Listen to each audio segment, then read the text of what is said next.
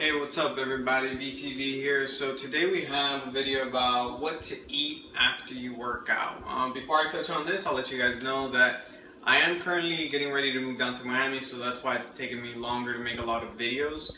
In the future I'll be making videos more towards the weekend time period, so expect that. Once I get to Miami, I will have a scheduled time and day for you guys, so you guys can expect these videos.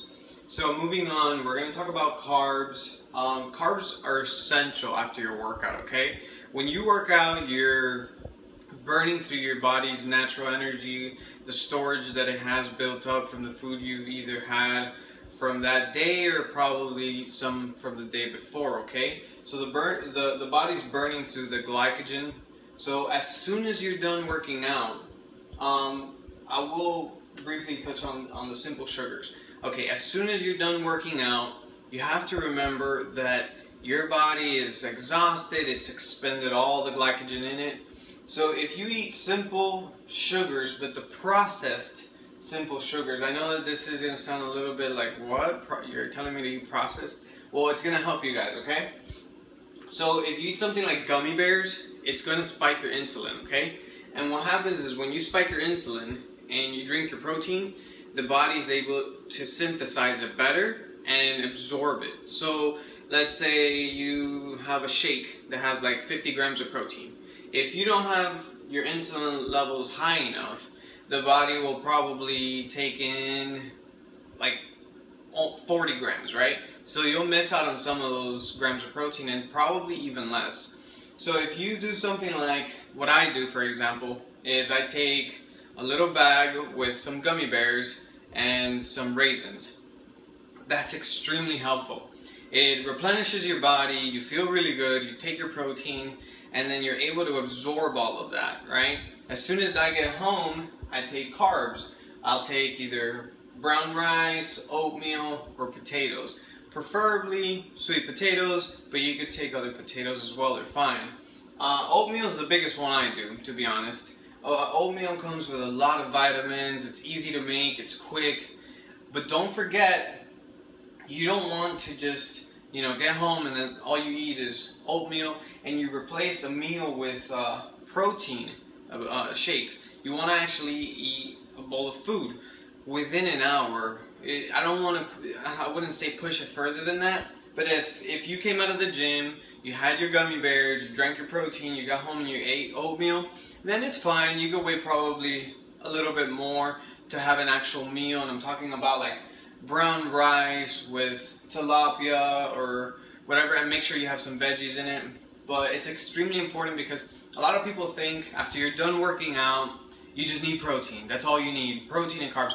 You need a lot more than that, guys. You guys got to realize your body is just pushing itself to the limit.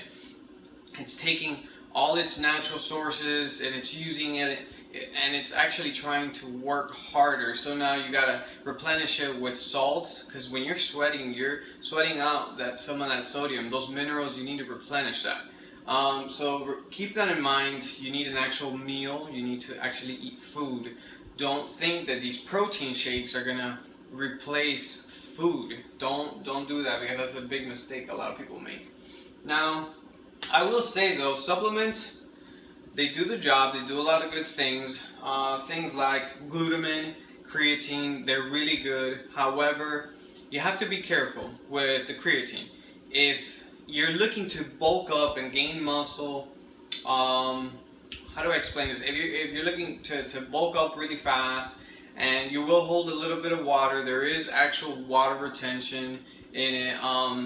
It's really good though. Creatine's been proven that it's extremely good, so I don't want to sit here and say like, hey, it's not good. I've also taken creatine depending on what I want. If I'm trying to cut, I'll be careful. You can actually take creatine when you cut, because what happens is it helps you retain some of that muscle that you might have lost, but at the same time you're not going to get that really dry cut look, because creatine actually does have the body hold a little bit of water, and that's because the creatine is trying to take water to the muscle, right? That's what's happening. So the creatine retains some of that water that you have in your body, and if you want that dry cut look, you shouldn't be taking creatine, in my opinion, okay?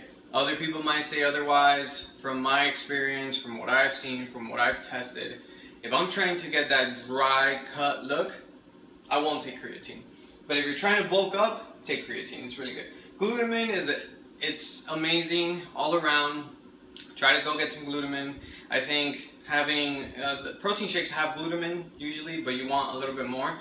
So try to go buy it somewhere and add that to your protein shake. That's going to help you a lot in general. It's extremely good for recovery, and that's when you actually grow. You're making your gains is in your recovery stage. That's why this is the most important thing to think about. So workouts are extremely important, but fueling the body is the most important part of everything. That's when you actually grow. The muscles are torn, they're broken down, the body's repairing itself. If it has all the nutrients it needs, it's going to repair properly and it's going to be ready to perform. Alright, so last but not least, I'll say drink a lot of water. I've said this a lot of times, but drinking water is just awesome, okay? It helps with everything. It helps with everything. Replenishing the body, making you feel better. A lot of times if you have a really hard workout, you come out of there, you're kind of dizzy or whatever, try to replenish your body, try to refuel it, get some water in there.